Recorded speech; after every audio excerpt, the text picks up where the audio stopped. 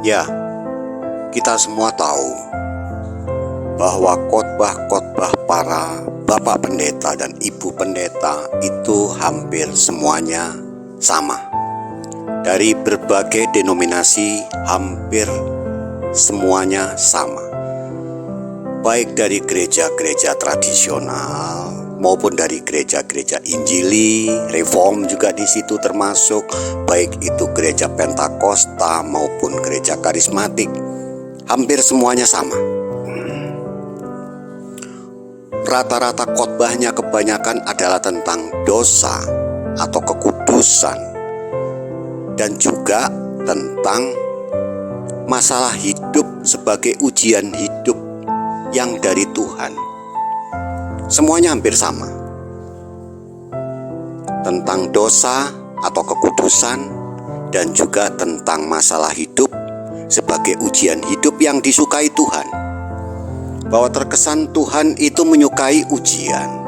Tuhan itu menyukai masalah hidup bagi anak-anaknya dengan alasan bahwa masalah hidup atau ujian hidup itu lebih rohani, lebih mendewasakan. Sehingga bagi kita semua terkesan bahwa memang Tuhan menyukai penderitaan, kesusahan, dan ujian hidup. Sehingga tanpa sadar kita semuanya merasakan bahwa seolah-olah hidup makin menderita itu makin rohani, makin susah itu makin rohani. Tampak lebih rohani itu kalau sedih, susah. Sedangkan sebaliknya, dengan bergembira, bersukacita, nyaman, makmur, berkecukupan, itu terkesan tidak rohani, bahkan terkesan duniawi. Itulah yang menjadi pandangan secara umum bagi kita orang-orang Kristen. Bagi sebagian besar kita, mungkin yang setia, ya sudah, kita terima apa adanya. Kita akhirnya berprinsip bahwa Allah menyukai penderitaan, menyukai ujian hidup, masalah hidup, karena itu mendewasakan. Sehingga makin menderita itu makin kelihatan rohani, makin susah makin rohani. Sedangkan bergembira, bersukacita, nyaman, makmur itu tidak rohani, bahkan duniawi. Itu sebagian kita yang bisa menerima. Tapi ada juga sebagian yang sulit untuk menerima. Khususnya mungkin golongan milenial, anak-anak muda, Gen Z, Gen A. Cukup banyak mereka yang tidak bisa menerima. Akhirnya mereka meninggalkan gereja. Ketika sebuah lembaga survei, yaitu Bilangan Research, kita mungkin bisa Google di situ, melakukan survei. Mereka, anak-anak muda, mereka yang meninggalkan gereja, ditanya alasannya apa? Ya rata-rata menyatakan bahwa karena gereja suka menghakimi dirinya. Itulah yang terjadi. Padahal faktanya secara menyeluruh Alkitab tidak seperti itu. Itu sebabnya di masa sekarang ini di mana internet begitu terbuka, kita jemaat tidak boleh bergantung kepada pendeta. Bukan berarti kita melupakan pendeta, bagaimanapun mereka memiliki urapan yang lebih dari Tuhan. Tetapi dalam arti kita tidak boleh bergantung sepenuhnya pemahaman kita atas kehidupan yang didasarkan atas Alkitab, tidak boleh digantungkan pada pendeta. Karena secara jujur kalau kita analisa, kita lihat bahwa para bapak-bapak pendeta, ibu-ibu pendeta yang kita kasihi, mereka memang memahami Alkitab, lebih memahami Alkitab, tetapi mereka membuat konteks Alkitab itu di dalam kehidupan mereka secara pribadi, di dalam kehidupan mereka sehari-hari. Kalau kebetulan bapak pendeta atau ibu pendeta kita di gereja kita itu memiliki masalah cukup banyak di dalam kehidupan sehari-harinya, maka khotbah-khotbahnya akan mengambil tema atau menafsirkan Alkitab, ayat-ayat Alkitab dalam khotbahnya adalah tentang masalah-masalah, begitu banyaknya masalah, begitu beratnya hidup. Semuanya didasarkan atas konteks kehidupan sehari-hari. Sehingga itu bukannya tidak bagus, tetapi itu tidak bisa menyeluruh. Nah, di zaman internet seperti ini, begitu banyak internet terbuka, ada YouTube, kita harus belajar sendiri Alkitab. Kita harus belajar sendiri memahami Alkitab. Pada prinsipnya Alkitab hanya sebuah bacaan. Kalau kita dengan jujur membaca teks secara jujur, membaca, kita paham konteksnya, kita memahami kalimat demi kalimat secara nalar, secara logika, secara tata bahasa, kita juga bisa paham. Sehingga kita tidak bergantung kepada para bapak pendeta atau ibu pendeta yang kita kasihi. Bukan berarti kita melupakan mereka, tetapi kita tidak boleh bergantung.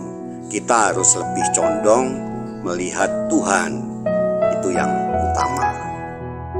Jadi seperti kita tahu, intinya hampir semua sama, hampir semua bapak pendeta atau ibu pendeta dari berbagai gereja hampir semuanya sama.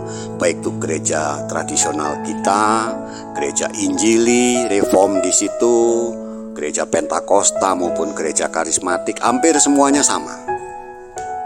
Tentang dosa dan penderitaan hidup sebagai ujian hidup yang disukai Tuhan.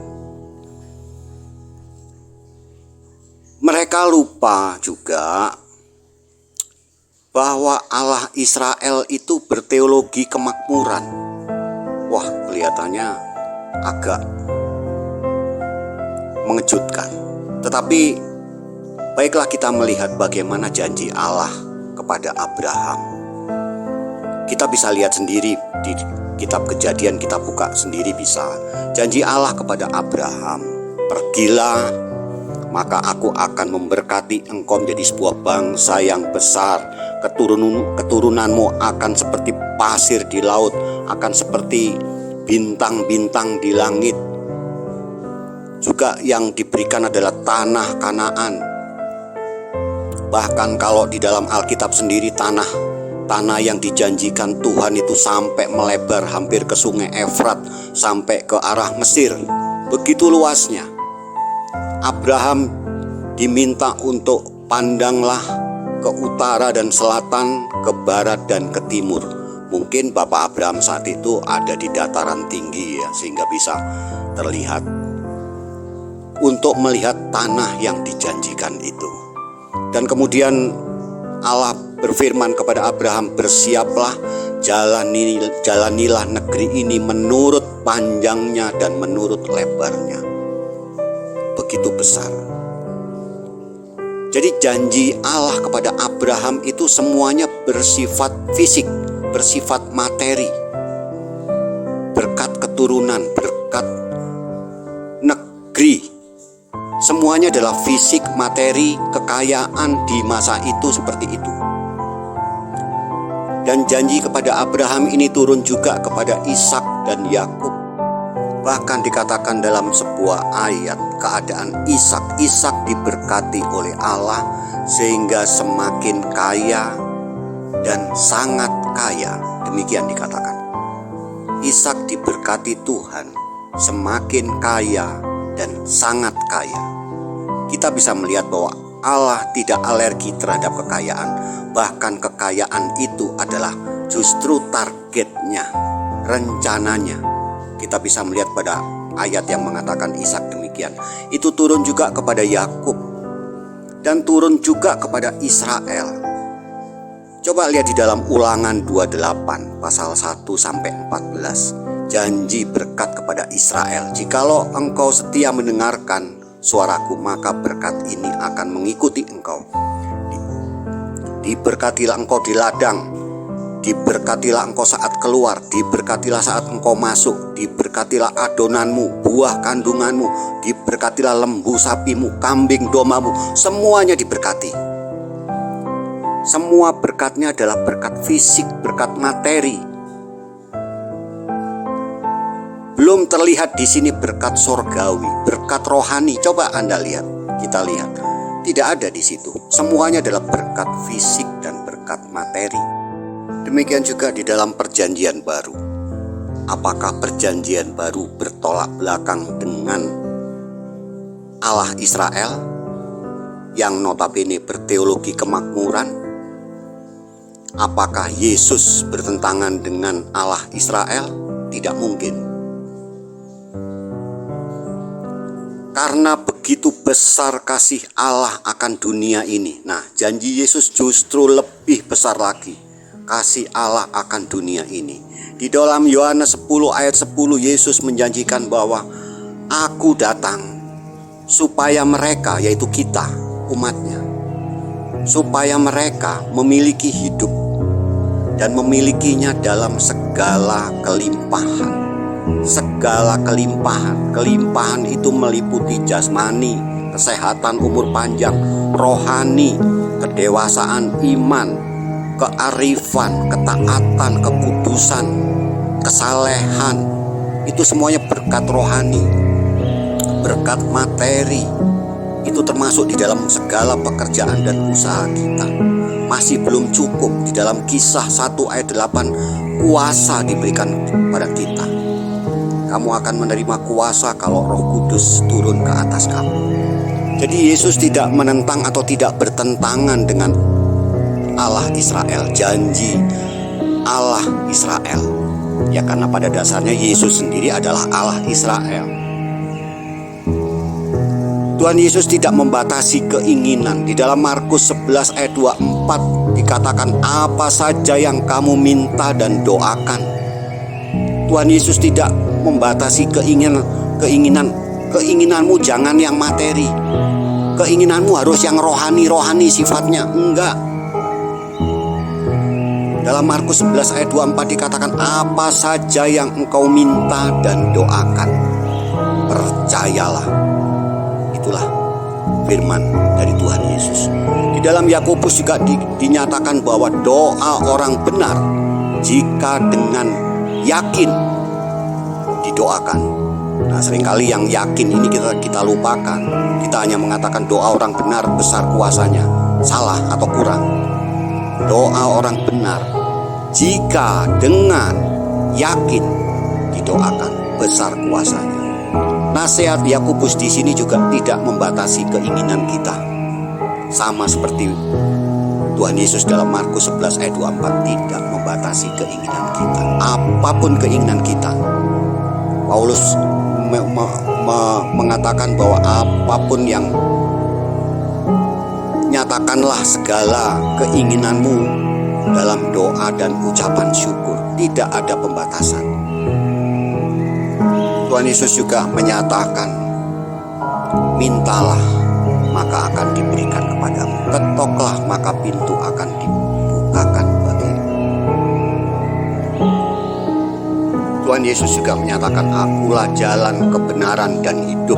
Kebenaran itu diberikan kepada kita. Dan Yesus mengatakan, kebenaran itu akan memerdekakan kamu. Marilah kepadaku semua yang letih, lesu dan beban berat. Aku akan memberikan kelegaan kepadamu. Masa kemudian kita sudah datang janji kelegaan, begitu datang pada Yesus sekarang penderitaan disodorkan. Hidup yang penuh penderitaan itu hidup yang disukai Tuhan. Katanya untuk membentuk karakter kita, Tuhan lebih suka memberikan masalah kepada kita. Waduh, ini sepertinya kontradiksi ya, bertentangan. Janji Yesus semuanya mengundang semua orang yang letih lesu datang untuk diberikan kelegaan, diberikan kebenaran. Kebenaran itu memerdekakan. Yesus datang untuk memberikan hidup dalam segala kelimpahan. Tapi faktanya yang dikhotbahkan pendeta, masalah hidup, ujian hidup itu disukai Tuhan. Makin menderita makin rohani, makin susah makin rohani.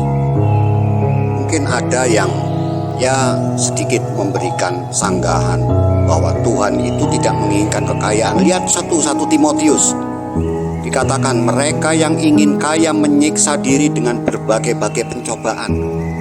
Ya, yang disalahkan jangan ingin kayanya, yang disalahkan menyiksa dirinya itu. Itu tandanya bahwa dia dia ingin kaya bukan karena beriman akan janji Allah, tetapi ingin kaya dengan kekuatan sendiri, ngotot dengan kekuatan sendiri, sehingga dia menyiksa diri dengan berbagai-bagai penderitaan. Stres sampai di rumah, capek, gampang marah, akhirnya anak-anak kena marah, istri kena marah, gampang ngomel dan sebagainya. Itu yang salah. Bukan ingin kayanya ya memang itu sudah janji Tuhan. Kita tinggal mengimani, tapi kalau kita ngotot dan menyiksa diri sendiri, itu yang disalahkan. Ayat ini juga tidak menyatakan bahwa perjanjian baru alergi dengan kekayaan. Karena cinta uang adalah akar segala kejahatan, ya betul. Cinta uang itu tidak boleh. Bukan hanya uang, cinta segalanya tidak boleh. Abraham diuji supaya dia tidak jatuh dalam cinta anak. Menyukai anak, menyayangi anak itu bagus dan itu harus. Tetapi berbeda dengan cinta anak. Overprotect, khawatir, anak begini sedikit khawatir, begitu sedikit khawatir, itu cinta anak. Sehingga kasih terhadap anak itu melebihi kasih kepada Tuhan. Jadi bukan soal uang aja yang dilarang. Dalam segala hal, cinta terhadap segala hal itu memang diperingatkan, ditegur. Ada lagi yang menyatakan bahwa kita kan harus pikul salib dan menyangkal diri. Yaitu coba dilihat konteks ayatnya. Itu adalah berbicara tentang takut kehilangan nyawa karena Yesus. Ada juga mungkin yang kita katakan, ya tapi kita kan harus menderita karena nama Yesus, karena mengikut Yesus. Ya itu memang sudah konsekuensi logis dalam mengikut Yesus. Kita mungkin mengalami susah naik pangkat di kantor karena kita Kristen. Mungkin kita kurang disukai oleh beberapa relasi kita yang beragama lain, mungkin itu tetangga kita atau saudara kita, siapapun lah itu sudah konsekuensi logis dan gak usah jauh-jauh ke situ. Kita disakitin orang, kemudian diminta untuk mengampuni, itu juga sakitnya sudah luar biasa. Itu sudah penderitaan. Menyakiti 2 kali, 3 kali masih juga kita diminta untuk mengampuni, itu sudah penderitaan. Diminta untuk mendoakan orang yang membenci kita dan kita benci, itu juga sudah penderitaan. Kita tidak boleh membenci orang yang pernah merugikan atau menyakiti kita, itu penderitaan. Ada banyak penderitaan, memang sudah itu konsekuensi logis di dalam hukum kasih, di dalam mengikut Yesus. Ya ada juga yang mengatakan, ya tapi orang kaya sukar masuk kerajaan sorga. Ya itu karena cinta uang tadi. Cinta uang itu yang menghalangi dia untuk mau datang ke hal-hal yang rohani, untuk menerima Yesus, untuk bertobat kepada Yesus. Ya tapi bagaimanapun juga kekayaan itu kurang disukai Tuhan. Nah, khotbah-khotbahnya hamba Tuhan pedesaan ini seolah mengharamkan kekayaan dan kemakmuran, mengharamkan rezeki, seolah itu tidak rohani. Tapi tiap minggu dia mengumumkan supaya jemaat menyumbang untuk pembangunan gereja. Lah gerejanya tapi dalam khotbah-khotbahnya untuk jemaatnya mengatakan seolah-olah rezeki dan kekayaan itu tidak rohani. Terus sumbangan dari mana? Apa dari saudara-saudara muslim kita sumbangannya? Ya sumbangannya dari jemaatnya. Di dalam Filipi 4, Paulus bersyukur atas bantuan, atas sumbangan jemaat yang diberikan kepada Paulus, yang dikirimkan pada Paulus itu beberapa kali. Bahkan yang terakhir itu dikatakan bahwa bantuan itu sangat besar sehingga Paulus itu bersyukur karena merasa berkelimpahan. Karena begitu besarnya sumbangan itu.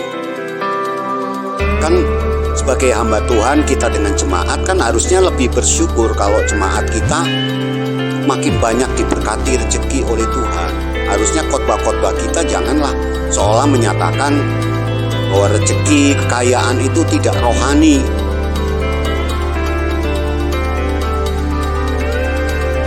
Ya, tapi lihat itu kehidupan para rasul, kehidupan jemaat mula-mula. Semuanya kan penuh penderitaan, bahkan banyak yang mati yang mengenaskan. Ya, mati martir di dalam penderitaan dikejar-kejar. Itu memang karunia khusus.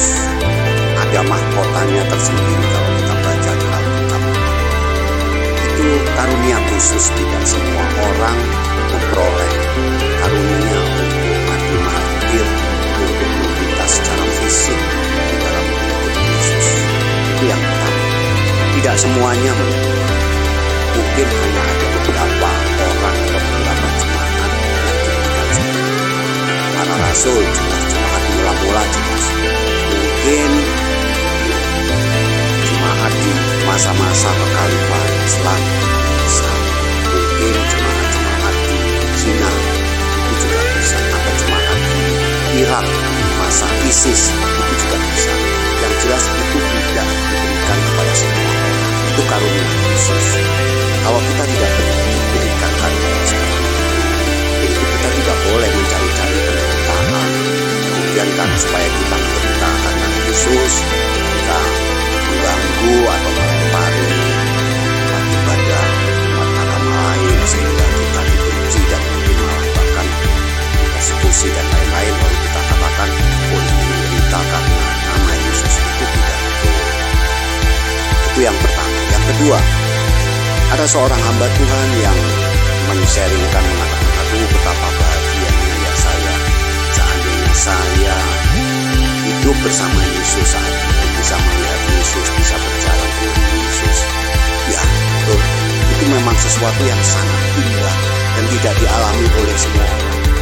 Para rasul mengalami seperti itu, jemaat mula-mula mengalami seperti itu. Mungkin mereka tidak melihat Yesus secara langsung, hanya ada sebagian yang bisa melihat Yesus secara langsung saat itu, tapi tidak semuanya. Tapi minimal mereka hidup bersama para rasul, mereka bertemu dengan para rasul. Itu sebuah hal yang, sesuatu yang sangat membanggakan, sesuatu yang sangat istimewa. Dan ingat, seperti hukum di dalam firman Tuhan, siapa banyak diberi, dia akan banyak diberi. Para rasul diberi keistimewaan untuk hidup bersama Yesus, dia lebih banyak diberi. Jemaat mula-mula bisa hidup bersama dengan para rasul, itu sesuatu yang membahagiakan, yang menguatkan iman. Maka dia juga diberikan banyak tuntutan. Kita yang jauh dari para rasul, jauh dari Yesus, kita nggak banyak dituntut, yaitu sudah wajar. Hukum yang memang wajar, siapa yang banyak diberi, dia akan banyak dituntut.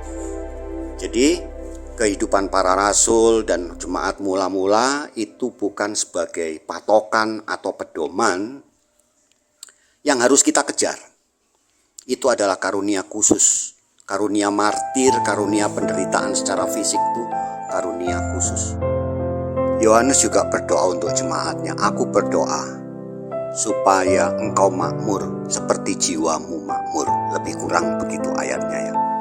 Paulus juga menyatakan kepada jemaat Filipi, Allahku akan memenuhi segala keperluanmu menurut kekayaannya dan kelimpahannya. Menurut kekayaan Allah, menurut kelimpahan Allah. Di dalam suratnya Paulus mengingatkan kita bahwa kita adalah ahli waris Abraham yang berhak menerima segala janji berkat Abraham. Dikatakan juga bahwa Yesus Kristus, Ia yang kaya, rela menjadi miskin supaya oleh kemiskinannya kita diberkaya. Jadi segala berkat itu sudah dicurahkan oleh Yesus di atas kayu salib. Berkat kesembuhan, berkat umur panjang, Oleh bilur-bilurnya kamu telah sembuh. Segala berkat kekayaan, rezeki itu sudah dicurahkan di atas kayu salib. Kita tinggal mengimaninya. Ingat, di dalam hukum perjanjian lama, untuk memperoleh keselamatan dan berkat, itu syaratnya harus melakukan hukum Taurat. Tetapi di dalam perjanjian baru, hukum untuk menerima keselamatan dan berkat itu bukan lagi melakukan, tapi percaya. Dalam perjanjian lama, kalau kita melakukan hukum Taurat, baru kita menerima keselamatan dan berkat.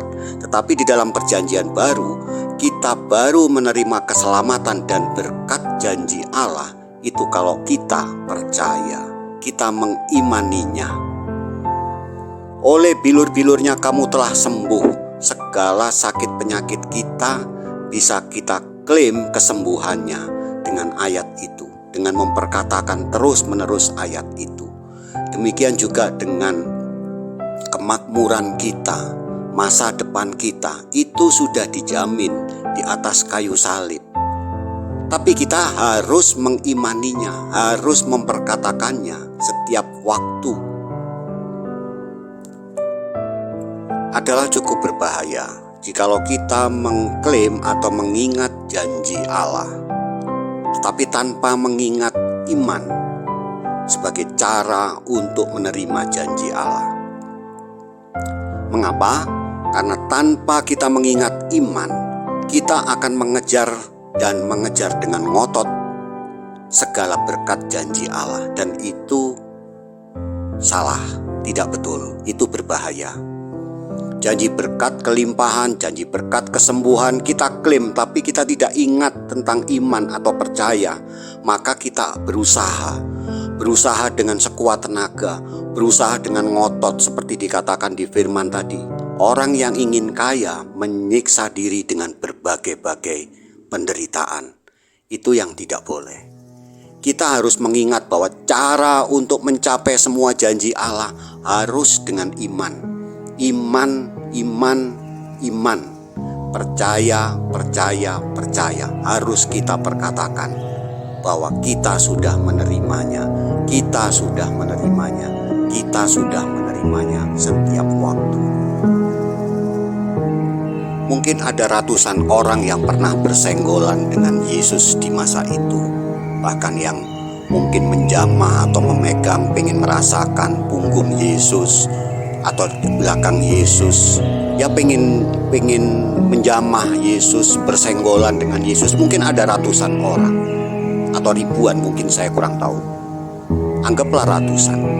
Tapi di antara semuanya itu tidak pernah ada yang berhasil menarik kuasa Yesus. Hanya satu yang berhasil menarik kuasa Yesus. Kita tahu itu adalah seorang perempuan yang sakit pendarahan selama 12 tahun. Kenapa dia berhasil menarik kuasa Yesus? Karena dia menyentuhnya dengan iman. Ada ratusan yang bersenggolan dengan Yesus, memegang jubah Yesus, memegang pundak Yesus, punggung Yesus. Tapi hanya satu yang berhasil menarik kuasa Yesus, yaitu perempuan yang sakit pendarahan. Karena dia menariknya atau menyentuhnya dengan iman. Jadi segala berkat janji Allah itu kita bisa terima, kita bisa tarik, yaitu dengan iman, dengan percaya. Apakah iman dan percaya itu semudah membalik tangan?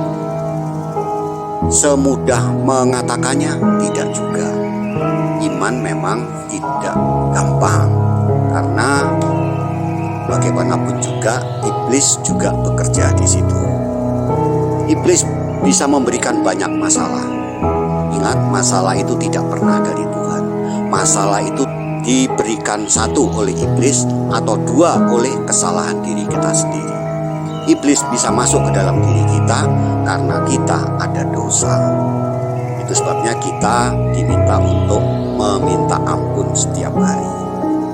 Dan kalaupun masalah itu diizinkan oleh Tuhan, tentu itu demi kebaikan kita.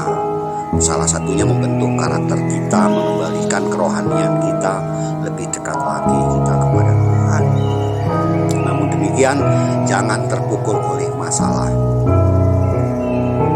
Masalah boleh ada, tetapi kita harus tetap ingat bahwa janji Allah itu tetap berlaku bagi kita. Janji kesembuhan, janji kesehatan, janji umur panjang, janji kekayaan, janji kemakmuran. Kuasa untuk mengusir setan, untuk menolak segala hal-hal, itu diberikan kepada kita. Jadi kita tetap harus kuat berpegang dengan iman. Jangan bergantung kepada realita. Ada cukup banyak, itulah kelemahan dari mungkin semua orang lah, termasuk hamba-hamba Tuhan, termasuk bapak-bapak pendeta atau ibu-ibu pendeta kita. Ketika mengalami masalah, dan anggaplah dia mungkin kalah dalam masalah itu, tidak berhasil menggunakan iman, maka prinsipnya mulai melupakan iman, dan itu yang dikhotbahkan kepada kita, sehingga iman itu tidak pernah dikhotbahkan kepada kita. Kita harus tetap berpegang pada firman Tuhan. Saya mungkin mendoakan orang sakit 5 kali tidak sembuh, dan saya melihat pendeta saya berdoa mungkin 10 kali tidak sembuh.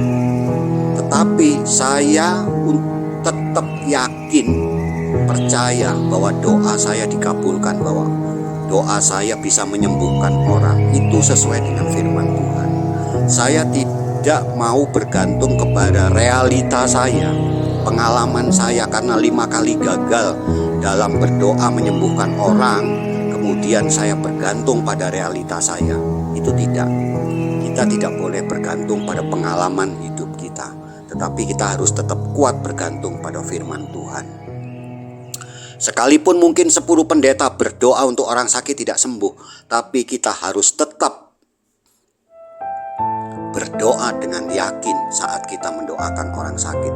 Kita harus tetap bergantung pada firman Tuhan, tidak boleh bergantung kepada realita. Bergantung kepada realita membuat Petrus tenggelam. Ketika Petrus bergantung kepada janji Yesus, kemarilah Petrus. Kan Petrus menantang Yesus, Tuhan, jika itu memang engkau, buatlah aku bisa berjalan di atas air. Yesus berkata, kemarilah. Petrus memegang janji itu. Petrus fokus pada perkataan dan janji Yesus, kemarilah. Artinya kamu pasti bisa berjalan di atas air, Petrus. Ketika Petrus berfokus kepada perkataan Yesus itu, dia berfokus pada janji Yesus itu, matanya tetap tertuju kepada Yesus, dia menjadi manusia ajaib. Dia bisa berjalan di atas air. Tetapi ketika dia melihat realita bahwa dia di atas air, dia merasakan angin, dia di atas air, itu sesuatu yang gak logis. Dia bisa di atas air, dia melihat kepada realita, kepada nalar, kepada logika, maka dia menjadi tenggelam. Iblis bisa memberikan masalah-masalah di dalam hidup kita. 1, 2 masalah atau 3 masalah atau lebih di sepanjang hidup kita, masalah-masalah yang besar. Tetapi itulah gunanya perisai iman. Dikatakan perisai, kita harus menangkisnya. Iblis menyerang kita dengan tujuan untuk mencuri iman kita. Kita harus menangkisnya, yaitu dengan perisai iman. Masalah boleh datang berkali-kali, tetapi kita harus tetap ingat dan yakin bahwa janji Tuhan tetap janji.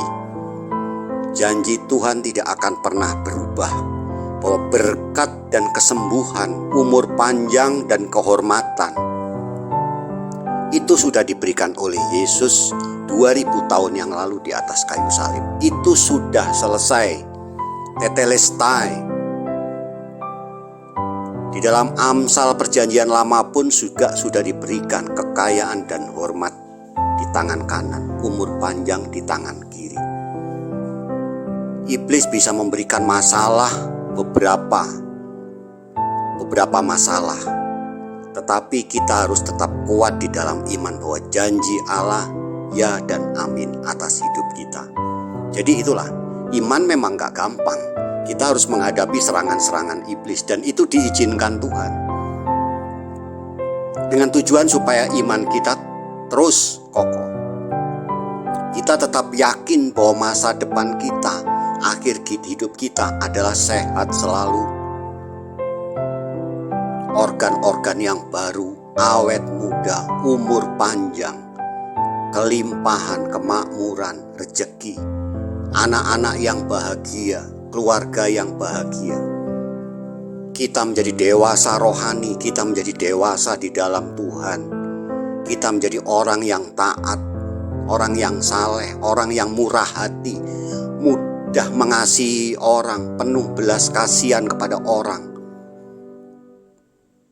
melaksanakan hukum kasih. Itu semuanya adalah kasih karunia Tuhan, dan itu sudah dijanjikan. Demikian juga saat kita berdoa untuk sesuatu, kita harus yakin bahwa doa kita dikabulkan. Kita sudah menerimanya. Itu sesuai dengan nasihat Yesus di dalam Markus 11 ayat 24 dan nasihat Yakobus di dalam Yakobus 5 ayat 16b. Apa saja yang kamu minta dan doakan, percayalah bahwa kamu sudah menerimanya. Itu nasihat Yesus. Jadi jangan begitu berdoa, ya udah terserah kehendak Tuhan lah. Kehendak Tuhan kan yang terbaik. Tuhan tahu yang terbaik. Emangnya Tuhan itu budak kita, Tuhan itu pesuruh kita sehingga kita atur-atur, kita mengatur Tuhan. Prinsip itu kelihatannya sangat rohani.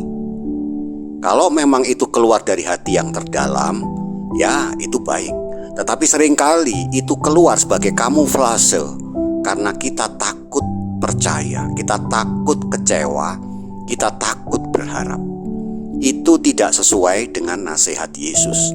Hanya satu kali Yesus berdoa, diakhiri dengan jadilah kehendakmu, yaitu ketika di Taman Getsemani, ketika permohonannya adalah untuk membatalkan penyaliban. Jadi kita harus tetap yakin dalam doa. Mungkin iblis memberikan masalah-masalah di awal dalam perjalanan kita menunggu janji, menunggu jawaban doa kita. Iblis memberikan masalah-masalah yang bertentangan dengan iman kita, bertentangan dengan harapan kita. Tapi tetap pakailah perisai iman, tetaplah yakin, tetaplah ikuti nasihat Yesus. Percayalah bahwa kamu sudah menerimanya. Kita tetap yakin, beriman bahwa doa kita dikabulkan. Baru jikalau memang pada akhirnya jawaban doa itu tidak sesuai dengan yang seperti kita harapkan, berlakulah Roma 8 ayat 28, bahwa itu memang yang terbaik yang diberikan Tuhan pada kita. Bisa jadi mungkin kita harus berlatih iman. Ya, iman, kasih, pengharapan, doa, segala macam itu memang harus terus dilatih. Bukan sekedar pemberian, ya memang itu kasih karunia, tetapi kita juga harus melatihnya. Iman terus berjalan. Tapi di luar itu semua, kita percaya bahwa itulah yang terbaik dari Tuhan. Itulah bahwa Allah Israel, Allah kita itu Allah yang sangat baik dan murah hati. Allah kita itu punya janji, kemakmuran, kelimpahan, kesehatan, umur panjang. Ya karena Allah yang sangat berkuasa, Allah yang sangat mengasihi kita, yang telah menebus kita, menyucikan kita satu kali untuk selama-lamanya. Maka Allah itu sangat murah hati kepada kita. Dia memberikan janji-janji kelimpahan kepada kita. Kalau memindahkan kita dari neraka ke surga dengan bayaran nyawa Yesus, itu dilakukan, dikerjakan. Sangat ironis Kalau hal-hal soal materi, soal berkat, soal kesembuhan itu tidak diberikan, kalau apalagi itu ditahan-tahan, itu sangat ironis. Yang besar dan susah aja dikerjakan Tuhan buat kita, apalagi yang kecil-kecil. Soal materi itu kecil, hanya butuh 1 hari untuk mengubah Daud yang miskin menjadi Daud yang kaya raya dalam perebutan jarahan penyerangan Amalek di Ziklag oleh Daud.